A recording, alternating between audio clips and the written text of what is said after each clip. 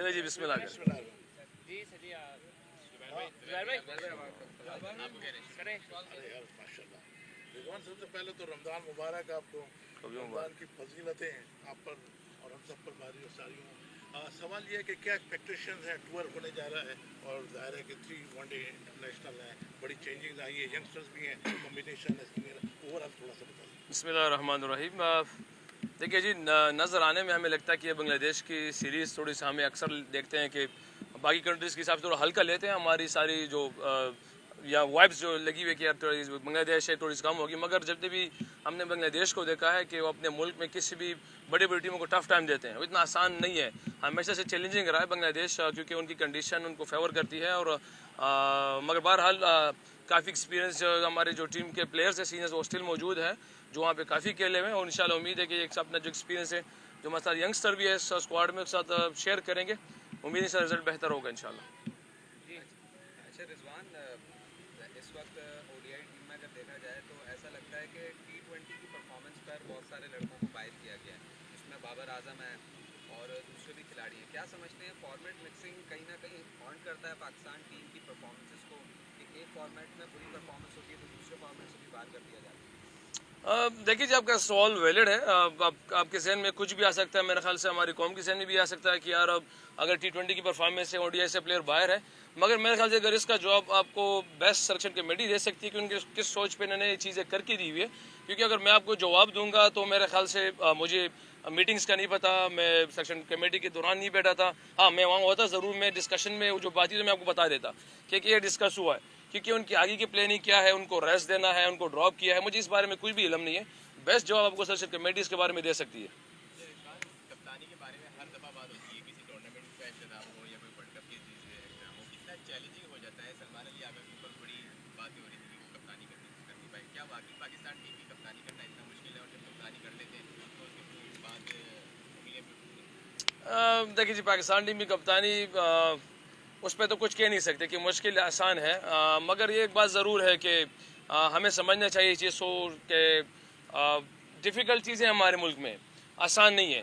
क्योंकि अगर हम समझते हैं कि क्रिकेट हमें वो चीज़ अता फरमाए जो हम उससे चाह रहे हैं, तो उसके लिए टाइम देना पड़ेगा उसको। मतलब ऐसे नहीं है क्योंकि लंबा टाइम देना पड़ेगा। एक्सपेक्टेशन बिल्कुल हमारी हाई है हमारी कौम के हमसे, और हमारे पास हमारी कमी बेशी है एज ए प्लेयर, हमारी कमी बेशी है कि बहुत सी चीज़ों में, प्रोफेशनलिज्म में, अवेयरनेस में हम इसको बिल्कुल टारगेट करेंगे, छोड़ेंगे नहीं अपने हमारी जो भी चीज़ें। मगर हमारी कौम को इन चीज़ों की भी देखनी चाहिए कि मुल्क के हालात भी कैसे हैं।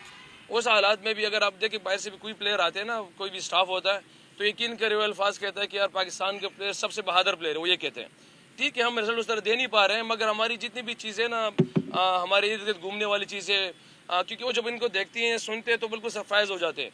मगर बहरहाल इसको एक्सक्यूज समझा जा सकता है, मगर हमें रिजल्ट पे ज़रूर फोकस करना चाहिए कि रिजल्ट किस तरह बेहतर हो सकता है।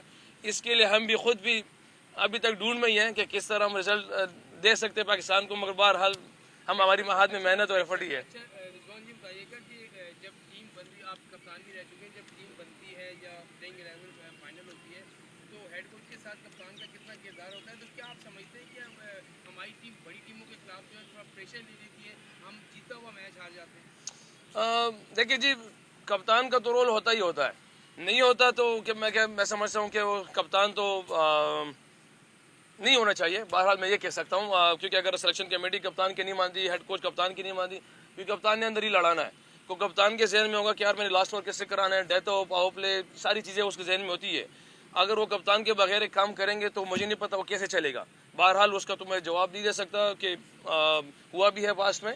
बहरहाल आगे जो आपने सवाल किया कि हमारी टीम बड़ी टीमों के खिलाफ जो है ना प्रेशर में आ जाती है। क्रिकेट में प्रेशर हर जगह पे है, आप क्लब क्रिकेट भी खेलते तो प्रेशर है ही।